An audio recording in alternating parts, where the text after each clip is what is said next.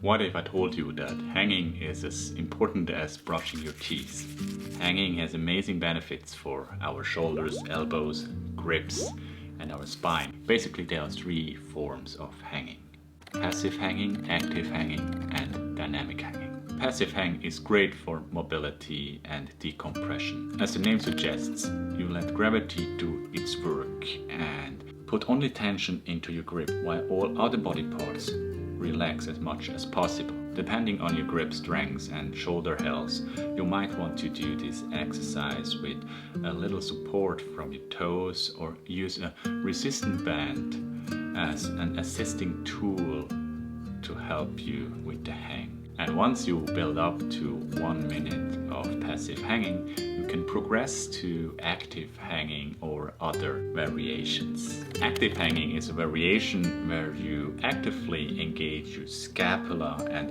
depress your shoulders. Scapular weakness is often the root problem of people who are not able to perform a proper pull-up or chin-up. A common mistake with active hanging is that people bend their arms when in fact they should remain straight, and instead people should try to pull themselves a little higher by pressing down the shoulders or pulling down the shoulders.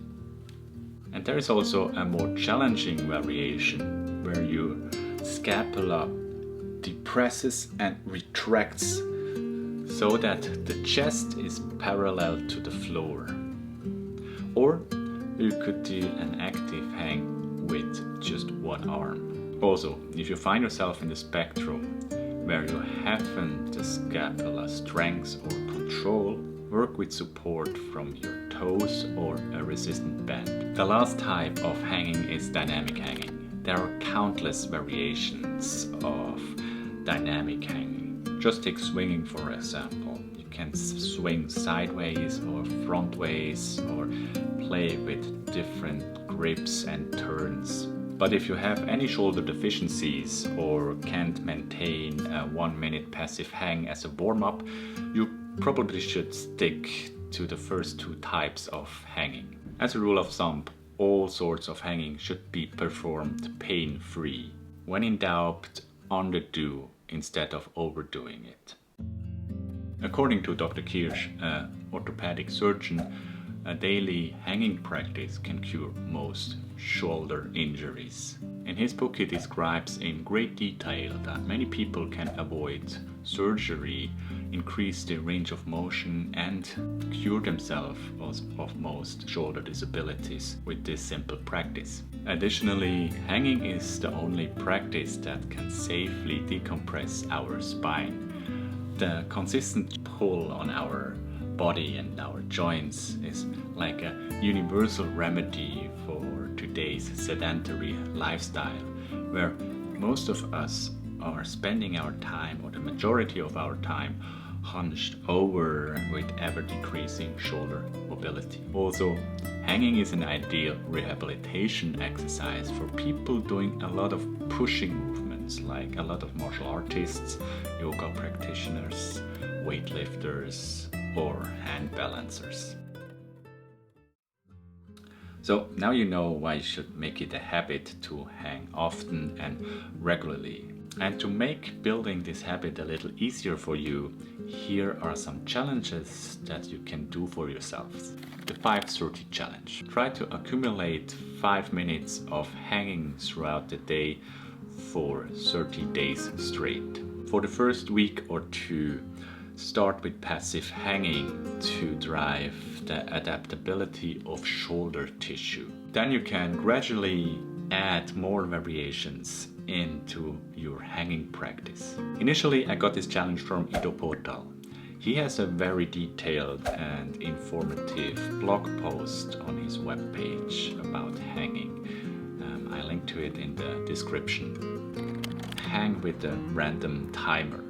A random timer is a great tool to form your willpower. Instead of hanging a fixed time, you can add a mind challenge where you don't know for how long you need to hang. When working with the random timer, you can add a minimum time that should lie a little lower than your average hanging time, and the maximum time that should lie a little out of your comfort zone.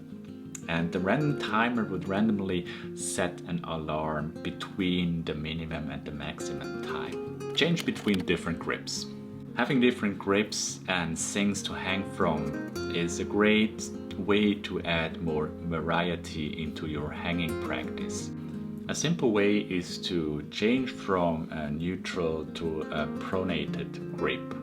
But you can also hang from a towel, a rope, or from a wall or a tree. Alternating arm hangs. If you're used to hanging, you can alternate between arms to increase the total time. So how many times you can switch arms, or for how long you can hold on in total. By alternating arms, you always have this short amount of time where you can rest one arm, but not enough that you can do this game indefinitely. You also switch between passive hang to active hang when making the transition from one arm to the other arm. We often undermine spontaneity and playfulness if we pack everything into a workout and make it a strengths or skill training session. Don't get me wrong, a systematic and structured process is often essential to progress towards a goal, but hanging, much like walking and standing, falls into this general bucket of activity that can be done in small time chunks. So instead of a workout at a fixed time, we should look at this from a child's perspective, where accessibility is the driver of activity. And that means having access to something to hang from at home and your office. You could buy a cheap door frame bar or gymnastic rings that you could hang from a tree or something. So for me, having something to hang from is as essential as having a toothbrush. It may sound crazy, but I take my gymnastic rings everywhere I go, just like I would pack my toothbrush when I would leave home for a day. Having access to something to hang from all the time is basically a concept of reducing friction that I got from the famous book Atomic Habits from James Clear. I hope this guide helps you to implement a regular hanging practice into your life. I ask myself sometimes how different people's health would look like if kids, adults, and old people would make hanging just as normal as brushing teeth is. It's so easy, but yet so powerful.